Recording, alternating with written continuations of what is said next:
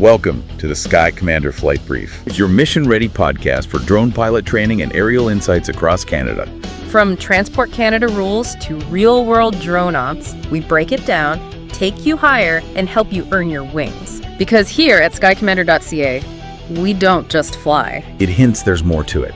It's a masterclass, a deeper level, maybe a philosophy or a community focus, perhaps. It's definitely intriguing, sets them apart from just, a basic tips show. Skycommander.ca is the obvious next step. Precisely. If you're thinking about flying a drone in Canada, boom, this content is aimed right at you. Powered by skycommander.ca. The elite podcast for Canada's drone pilot. Okay, let's get started. Have you ever felt just overwhelmed by a mountain of information, wishing there was a shortcut to, the really essential stuff? Well, today, we're doing just that. We're diving deep into a topic that's critical for anyone navigating the skies, especially if you're a remotely piloted aircraft system or RPAS pilot. We're talking about NOTAMs. Yeah, and what's fascinating here is how these seemingly dry notices are actually your real-time intelligence briefing. They're for the dynamic world above us. They tell you about temporary conditions, things that aren't on any static map, but they absolutely define where and when you can safely and legally fly. Exactly. So our mission for this deep dive, we want to transform your understanding of NOTAMs, move them from just a compliance checkbox into a powerful tool for safety, for strategic decision-making, and maybe even for seeing where flight is headed. We've pulled insights from official NE Canada guides, practical tutorials, some really interesting historical accounts, and industry forecasts, too. Get ready for some aha moments, because I think you'll soon see the sky in a whole new light. Definitely. There's more to them than meets the eye. So let's start with the basics then. What exactly are NOTAMs, and why do they matter so much to you, the pilot? NOTAM stands for Notice to Air Missions. Now, you might remember it as Notice to Airmen. Right, that changed. Yeah, it changed back in 2021. It's more inclusive now, reflecting drone pilots, autonomous systems, the whole picture. And that inclusiveness is actually a pretty significant shift, isn't it? It really underscores how rapidly the airspace itself is evolving. It's not just traditional manned flight anymore. Yeah. Their core purpose, fundamentally, is to warn you. Warn you about temporary flight hazards or restrictions, things you won't find on your standard charts, your VNCs. Like what sort of things? Oh, anything really. VIP movements, forest fires, air shows, military exercises, could even be new obstacles like construction cranes popping up. And this is crucial. They apply to all aircraft. That includes RPAS, your drones, even if you're flying, say, below 400 feet AGL. Right, because a hazard doesn't care how high you are. Exactly. Think about it. A crane operation, or maybe a tethered balloon for an event, that can easily impact your flight, even down low. So it's not just about, what's directly in your drone's path. It's about the whole shared airspace picture. And it's not just a good idea to check them. It's actually a legal requirement, isn't it? It absolutely is. Yep. Failing to check NOTAMs before you fly, that's a regulatory violation under the Canadian Aviation Regulations. Yeah. Specifically CARS Part 9, the part governing RPAS. And the consequences. They can be serious. Fines. Definitely. Or even a suspension of your pilot certificate. This isn't a suggestion. It's the rule. You have to do it. Okay, so how do you actually get these NOTAMs in Canada? Where do you look? Your main source, the official one, is the NAV Canada NOTAM portal. The website is plan.navcanada.ca/call.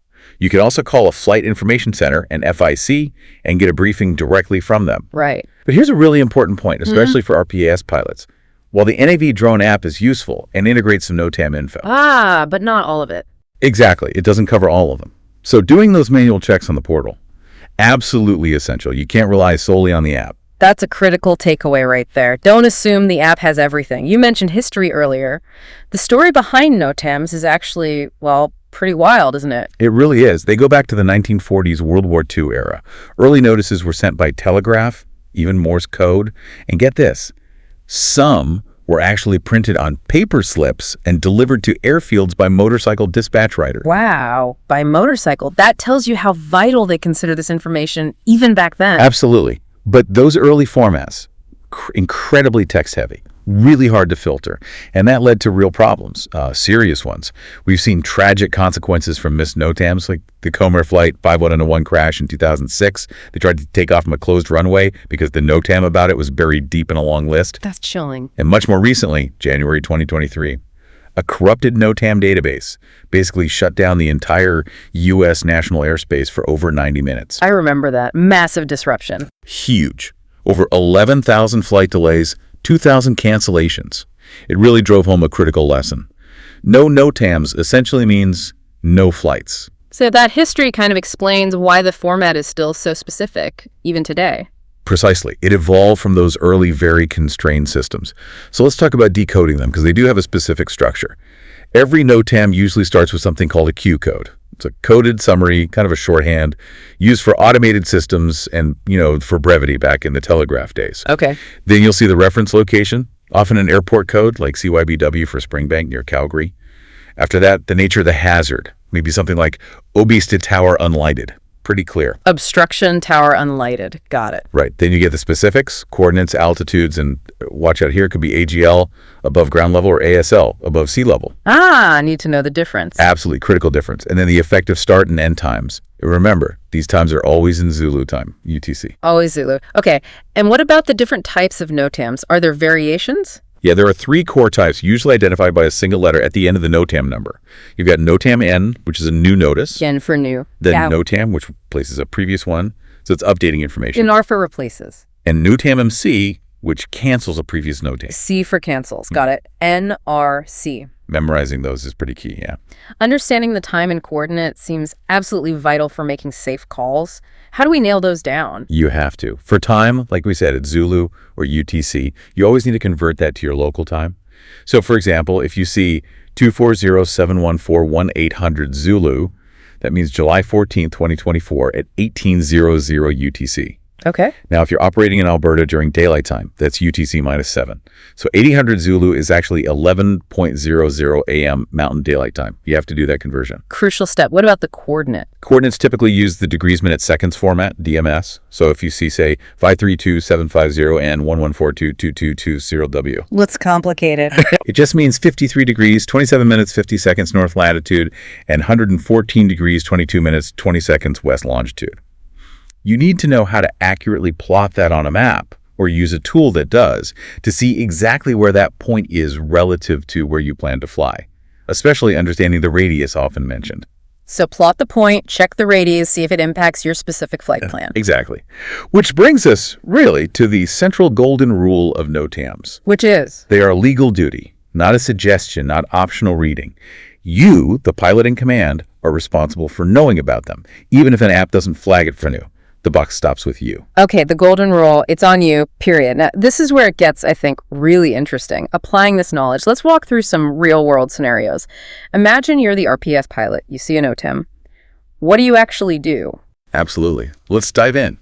Scenario 1. Balloon launch near your survey area. Imagine you're set up for a mapping flight. Farmland near Leduc, Alberta, planning to go up around 10:00 a.m. local time. You check the Navy Canada portal for the CY Edmonton area, and you find this NOTAM. Balloon launch scheduled 240-715-1500Z, max altitude 1200 AGL, radius 3 NM, from 53 degree of $15.30 113 degrees 32 RAW. Okay, breaking that down. 1500 Zulu, that's 9:00 a.m. Mountain Time, right? So just before the planned flight? Exactly. You plot those coordinates, check the 3 nautical mile radius, Yeah. and your survey area is just inside that zone. So what's the call? The safe call. Yeah. Delay your takeoff. Push it to maybe 11:00 a.m. before you launch. Maybe call the Flight Information Center, the FIC. Just confirm the balloon activity is clear. And critically, document everything, the NOTAM, your decision to delay, the call in your flight log. Right. Cover your bases. The key lesson here. NOTAMs often describe these temporary low-altitude hazards that apps might miss. Always convert Zulu time. Visualize that radius impact. Delaying is way better than risking a conflict. It's proactive risk management. Makes perfect sense. What's a common mistake someone might make there? Like a trap. Forgetting the Zulu conversion is the big one. Or maybe underestimating what 3 NM radius actually covers on the ground. Someone might see 1200 AGL and think, oh, I'm flying at 300 feet, I'm fine. But the balloon itself, or its tether? Exactly. The whole radius is effectively a potential hazard zone, especially during launch, or if you can't visually confirm where it is, you treat the whole area with caution. Okay, let's try another. Scenario 2. Forest fire TFR. TFR meaning temporary flight restriction. Right. So a media company hires you. They want footage of wildfire damage up in BC. Your mission is planned for 11:00 a.m. You check NOTAMs and find a TFR. Restricted. Airspace within 5 NM of 50 degrees, 15/00000, 33/000 due to fire suppression. Active 240-715-1200-00-715-23000. Okay, 1200 Zulu to 2300 Zulu. In BC, that's 500-0000 Pacific time. So it covers the 11:00 a.m. flight time. Correct. It covers your entire planned window, and it's a 5 nautical mile radius from those coordinates. Let's say your target area is inside that. So can't fly? Nope. 0 exceptions. In this case, you cancel the flight entirely for that day. You notify your client immediately, explain why using the NOTAM text, and suggest maybe alternate days or perhaps filming from a safe area outside the TFR. And the lesson? Fire-related TFRs are absolute. They always trump any prior permissions you might have had. Flying into one, that could cost you your certificate easily. Plus, you're potentially interfering with critical firefighting operations. It's also your job to educate clients. They might not understand the rules, the risks. You have to be the professional who says no based on safety and regulations. Yeah, I can imagine that conversation. Clients pushing, deadline looming. It's tough, but you have to be firm. Show them the NOTAM. Explain why the restriction exists, usually protecting air attack aircraft and firefighters. Offer solutions. It builds trust in the long run, showing you prioritize safety and legality. Good point. Okay, next up, scenario 3. Construction crane NOTAM overlooked. Maybe not overlooked, but found. Right. You're capturing site footage for a new building, downtown Calgary. Planning an 8:00 a.m. flight. You find this NOTAM. Crane operation 570 feet AGL at 51 degrees 023 RN, 114 degrees 03 aero 15 aero. Unlit, active daily 1300 13 euro at Idia. Okay, 1300 Zulu is 7:00 a.m. Mountain Time. So the crane is active during your 8:00 a.m. flight. It's 570 feet AGL and importantly, unlit. Yep. You plot the coordinates. Your planned flight path takes you about 200 meters east of the crane's base. So what's the procedure? You're flying below 400 feet normally. True, but that crane is a significant obstacle. The smart move is to adjust your flight plan. Maybe set a maximum altitude of, say, 350 feet AGL, giving yourself a really good buffer. You document the NOTAM, note your altitude restriction in the flight plan, maybe even set a geofence if your drone supports it. Then proceed with extra caution, maintaining constant visual awareness of the crane. And the unlit part. That's key, especially if you are planning flights near dawn or dusk, or if weather reduced visibility. An unlit obstacle is much harder to see. The lesson. Obstacle NOTAMs are super common in urban areas. Always double-check those vertical limits, AGL versus ASL, and coordinates. Adjusting your flight plan and documenting it, that's safe, professional, and keeps you compliant. So even if it's technically above your usual altitude, the potential risk zone matters. Absolutely. Think about the crane's swing radius, or potential for drop debris, unlikely as it might be. You want a safety margin. Don't just fly right up to the legal limit near a known hazard. Makes sense. Okay, scenario 4, tethered balloon over parade route. You're filming a city event, maybe near a park. You check NOTAMs and find tethered balloon, 200 feet AGL, 2 NM radius from 51 degrees 05 euro N, 114 degrees euro 3 15 euro the Baduview, active 1400 Z 2000 Z. Okay, 1400 to 2000 Zulu is 8:00 a.m. to 2:00 p.m. Mountain Time, so it's up doing typical daytime event hours. It's only 200 feet AGL, though. Seems low. It is relatively low, but the critical word there is tethered. Ah, the cable. Exactly. Your drone's sensors likely won't pick up that thin cable. It's an invisible hazard. The balloon itself might be obvious, but the tether isn't. So even though it's only 200 feet up, that 2 nautical mile radius is the real danger zone. You need to reroute.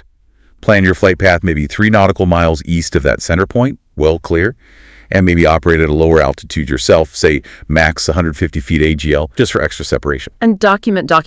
Always. Log the NOTAM, note your new takeoff point, the revised flight path, the reason why. The lesson here. Tethered objects create invisible risk lines. Treat that entire defined radius like a no-go zone. The hazard isn't just the object, it's the connection. That's a classic example of needing to read carefully and think about the implications. It really is. Those little details matter immensely. All right, scenario 5, military flypast NOTAM. Okay, you're capturing construction progress, maybe near a smaller town or rural area. You find a NOTAM. Military flypast scheduled 240-717-1000 Z over 10 NM radius of 53 degrees 15 euro and 113 degrees 30 euro W, altitudes 502,000 feet AGL. 1900 Zulu. That's 1:00 p.m. Mountain Time, and your drone flight is planned for 1:00 p.m., right in the middle of it. Yep. You check the location. Let's say your construction site is about 8 nautical miles from that center point, so well within the 10 NM radius. So what do? The flight path is mostly above typical drone altitude. It doesn't matter. Military aircraft, especially jets doing flypasts, can be fast, loud, and their flight paths within that radius might not be predictable. You absolutely do not want your drone anywhere near that activity. The only safe call is to cancel that flight window entirely.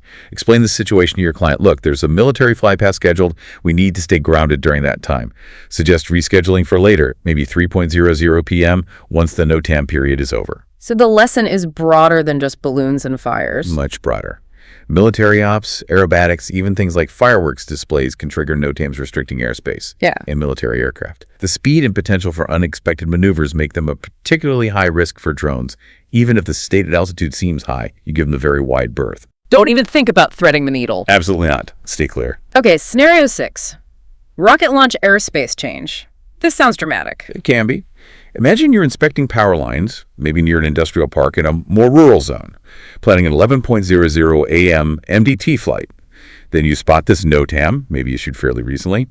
Rocket launch ops. 10 nm radius exclusion zone.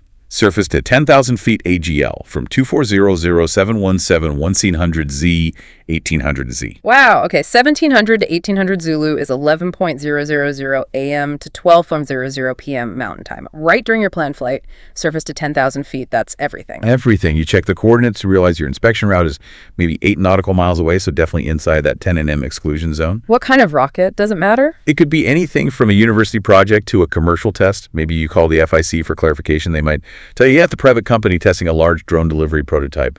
Doesn't matter who's launching. The airspace is restricted. Action. Cancel your flight immediately for that window. Mark the NOTAM in your logs. Maybe you shift your crew to a backup inspection area that's well outside the 10 nm radius. It's the takeaway. Even non-governmental launches, private stuff, require mandatory airspace avoidance if a NOTAM is issued. These are dynamic, can pop up with short notice, and they can sterilize a huge chunk of airspace very quickly. NOTAMs are your critical early warning. That really speaks to how the airspace is changing, doesn't it? More users, more diverse activities. Absolutely. It's not just planes and helicopters anymore. Rockets, advanced drones, future air taxis. Yeah. The sky is getting crowded, and NOTAMs are the primary tool for managing that safely right now. Okay, let's switch gears slightly. Scenario 7, GPS jamming zone, NOTAM. Right. You're out surveying a remote site, maybe in Saskatchewan. You see a NOTAM. GPS signal degradation, expected 50 degrees, 00000, 105 degrees, 000000000, radius 25 nm due to military training. Valid 24000000000Z, 240720022 homes for the CLU. So 1600 to 2200 Zulu, that's 10:000000 p.m. Saskatchewan time, which stays on Central Standard Time year-round, and your survey areas are within that big 25 nm radius. So what do? You can't just ignore it. Before launching, you power up your system, check the satellite reception. Your ground station might show degraded signal or unusually high position errors. So the NOTAM was accurate? Yep. In this case, launching a mission that relies on precise GPS positioning would be unsafe, possibly impossible. You abort the mission for that window. Your options. Plan to come back another day outside the jamming hours. Or if your drone and your skills allow for stable, purely manual flight without GPS assist and the mission permits it, maybe you can fly visually. But for mapping, probably not feasible. The lesson seems to be about understanding your own tech's limitations. Exactly. This NOTAM wasn't labeled RPAS specific, but you are expected to know that GPS jamming directly impacts your system's capability and safety. Your pre-flight checks have to include thinking about the invisible electromagnetic environment, not just physical obstacles or weather. That adds a whole other layer of complexity. Fascinating. It does. As drones get more autonomous, these kinds of invisible factors become even more critical. Okay, scenario 8. Air show practice NOTAM, not the main event. This is a sneaky one sometimes. You're getting footage near a local sports stadium, maybe for a promo. You check NOTAMs and find. Air show practice scheduled 10 nm radius of 51 degrees, 70 euro N, 113 degrees, 57 USA from 240-719 1800Z 2000Z. Altitudes 103,000 feet AGL. 1800 to 2000 Zulu, so 12:000 p.m. to 2:00 p.m. Mountain Time. It's practice, not the main show day. Maybe NAV drone didn't flag it as a major restriction. It might not, depending on how it's coded, but practice often means fast jets, aerobatic planes doing routines, unpredictable movements within that 10 nm radius. Even though it's practice, the risk of your drone is just as high, maybe even higher because it's less structured. So same procedure as a real air show. Pretty much. Stay clear.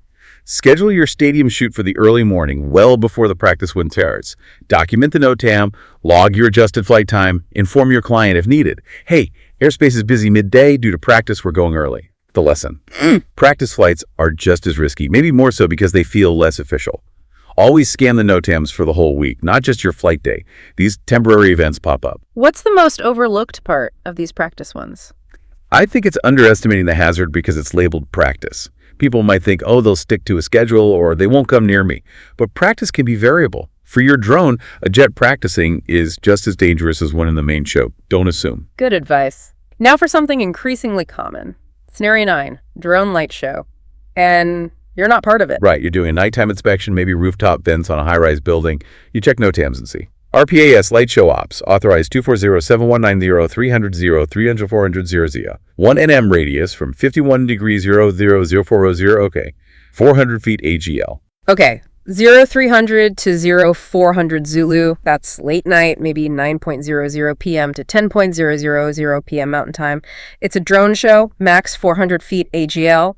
Your inspection flight is planned nearby, say within 1.5 nautical miles. Your drone is not part of that coordinated light show. Flying nearby unannounced could create a serious conflict, potentially disrupting their show or worse.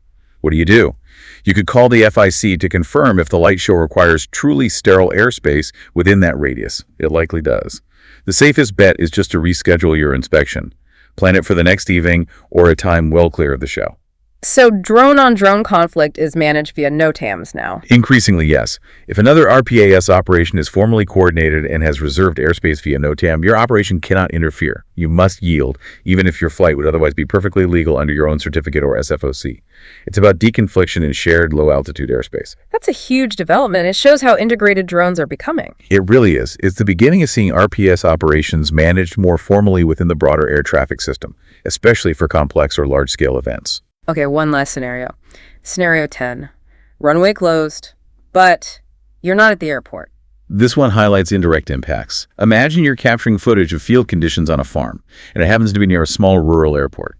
You check NOTAMs and C1 for that airport says CYKO. Runway 0725 closed at CYKO due to maintenance. Aircraft ops rerouted over 360 180-degree approach paths. Okay, the main runway is closed, so planes will be using other approaches. Let's say your farm is 3.5 nautical miles east of the airport, and that now puts you underneath one of those newly active approach paths. Exactly. Pilots might be flying lower than usual on these non-standard approaches or coming from directions you wouldn't normally expect. Your risk profile just changed, even though you're miles from the runway itself. So what's the adjustment? Be proactive. Maybe shift your operating location another mile or two southeast, getting further away from that active approach path. Perhaps lower your maximum flight altitude to, say, 150 feet AGL, just to increase vertical separation. And of course, log it. Note the NOTAM, your changed location, the altitude restriction, and why you made those changes, because the runway closure altered traffic patterns. The lesson seems to be about thinking systemically. Precisely. You have to consider the ripple effects. A NOTAM about an airport procedure, even if you're not flying at the airport, can change pilot behavior, which in turn changes your risk environment. You have to connect those dots. Wow. These scenarios really bring the complexities to life. It's much more than just reading a line of text. It absolutely is. It's about interpretation, visualization, and proactive decision-making. So we focused heavily on the Canadian context with a Navy Canada. But how does this look globally, and where are NOTAMs headed, especially with drones becoming so prevalent? That's a great question.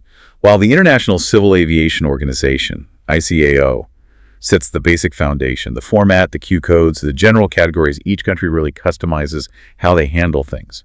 You see differences in the delivery systems, how well they integrate with apps, the review workflows, even the primary language used in some cases. Can you give an example, like how might a NOTAM look or feel different if you were flying in, say, the US versus the UK? Sure. In the United States, the FAA system has generally quite strong app integration. Tools like ForeFlight or AirMap pull in NOTAM data very effectively. They make good use of graphical NOTAMs, showing restricted areas on a map. Enforcement there tends to be quite rigorous, too. Okay. In the United Kingdom, through the CAA and NATS, they have an excellent interactive map portal, which is very user-friendly.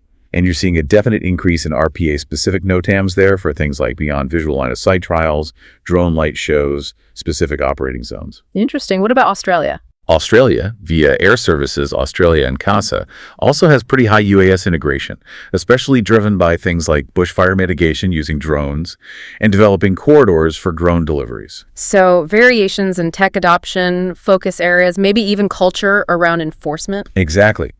Canada, with AMV Canada, has the official portal, partial app integration, as we discussed. NEV drone helps, but isn't complete and information in English and French. Yeah. There's maybe more of an advisory culture sometimes, relying on pilot interpretation, but the manual check is absolutely key. And this leads right into the evolution. We've already seen NOTAMs expanding in the 2020s to explicitly cover RPAS test zones, designated no-fly areas, those tethered operations we talked about. And the future. What's coming down the pipe? It's moving towards much more digital and integrated systems. Think about AI-augmented filtering.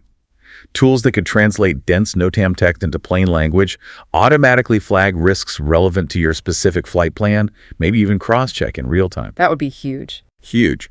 And map-based NOTAMs, specifically for drones, visual overlays showing hazard zones like cranes, balloons, medevac helicopter routes, right onto the geofencing map in your drone controller. So visual warnings right where you need them. Exactly.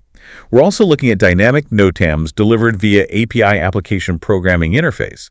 Your drone software could automatically query a live data feed right before takeoff, check for any new hazards that popped up since you planned, and potentially even reject the launch if there's a direct conflict. Wow, automated safety checks. And deeper integration with UTM unmanned traffic management systems and BVLOS operations. NOTAMs will become part of the digital pipeline for getting clearance for autonomous flights. We'll also likely see more localized RPA-specific NOTAMs.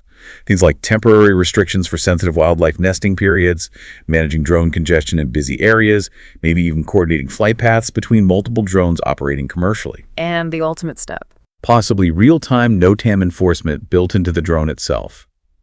Logic that could prevent the drone from even arming or taking off if it detects it's inside an active restricted zone based on live NOTAM data, or issuing urgent alerts mid-mission if a new TFR pops up. The drone itself becomes aware of the restrictions. That's the direction things are heading. More automation, more real-time awareness, tighter integration. So wrapping this all together, beyond just ticking that compliance box, how does mastering NOTAMs actually give a pilot and operator a strategic advantage? Oh, it's a significant advantage for top-tier operators. Knowing where others can't fly because of a restriction, that might open up opportunities for you elsewhere. Spotting trends and hazards like frequent crane activity in one zone or seasonal fire restrictions helps you plan better. Offering proactive risk mitigation based on NOTAM analysis. That shows leadership to clients. So it's business intelligence almost. In a way, yes. And as a professional, especially if you're conducting complex operations under an SFOC, you might eventually reach a point where you file your own NOTAMs. You can do that. Absolutely. Through the FIC and appropriate SFOC processes, you can request temporary airspace reservations for your specific operation. Maybe a large drone swarm deployment, a critical infrastructure inspection needing a clear zone. You become an active participant, an airspace stakeholder, not just a passive user. That's a powerful concept. You can also analyze regional trends, track patterns of wildfires, construction, military flights based on historical NOTAMs. Use that data to predict potential downtime for your operations, plan field team deployments more effectively, even build custom risk heat maps for your operating areas. NOTAMs are real-time aviation intelligence, if you use them that way. Some advanced teams even develop internal tools, maybe a checklist or a rating system, call it a NOTAM judgment index, to track how well their pilots are interpreting subtle risks in NOTAMs and documenting their decisions. That data helps improve training and consistency. Using past data for predictive planning, too. Definitely. Logged NOTAMs combined with your mission data can help predict likely delays in certain areas or times of year, letting you warn teams or clients in advance. That historical data becomes a business asset. But we still need to be aware of those embedded gotchas you mentioned earlier, right? The tricky bits. Absolutely. Things like non-standard abbreviations that aren't immediately obvious, mixed AGL and ASL altitudes in the same area description, coordinates given without an explicitly stated radius, requiring you to make a judgment call or, better yet, clarify. And the advice there is? If anything is unclear, ambiguous, or seems odd, call the Flight Information Center. Talk to a briefer. Don't guess when it comes to airspace safety. We also need to manage cognitive load.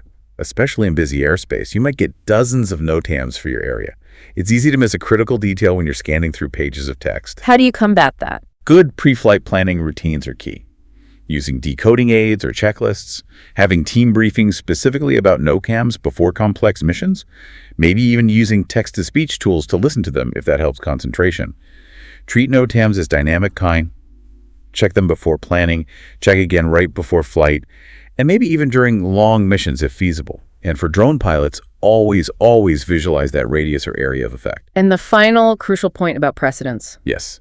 NOTAMs, especially temporary flight restrictions, override any other permission you might think you have. Your standing SFOC, your NAV drone flight authorization, none of that matters if a NOTAM closes or restricts that airspace. Safety, as defined by the current NOTAM, always takes precedence, period. Okay, so the master takeaways here seem pretty clear. I think so. 1. Always check NOTAMs before every single flight. Use the official sources. 2. Interpret the details carefully. Coordinates, altitudes, AGL versus ASL, Zulu time conversions, the nature of the hazard. 3. Know when to delay, cancel, or modify your mission based on that information. 4. Log your findings, your decisions, any communications with FIC. Create that paper trail. And 5. Use NOTAMs proactively as a daily tool for risk reduction and compliance, not just an afterthought. Remember, while not all hazards out there are drones, all hazards can potentially impact drones, and it's your responsibility to know about them. From those cryptic teletypes and motorcycle deliveries to the real-time complex digital intelligence we have and will have today, NOTAMs really are more than just notices. They're your eyes and ears in this incredibly dynamic dance happening in our skies. By mastering them, you don't just stay compliant, you become really a guardian of that shared airspace, a strategic leader in your field, truly a sky commander. Which really raises an important question for everyone listening. In this world where airspace is getting busier, more integrated with technology, what will you discover in the NOTAMs next time you check? What detail will change how you see the skies above you? And how will that insight empower your next mission? That's definitely something to mull over as you keep learning and exploring this space. Thanks for diving deep with us today. Fly safe, check those NOTAMs, and we'll see you on the next deep dive. That's a wrap on today's mission, Commander. See above, go beyond, get ahead. For more training, tools, and intel, head to skycommander.ca. If you learned something new, share it, subscribe, and leave us a 5-star debrief.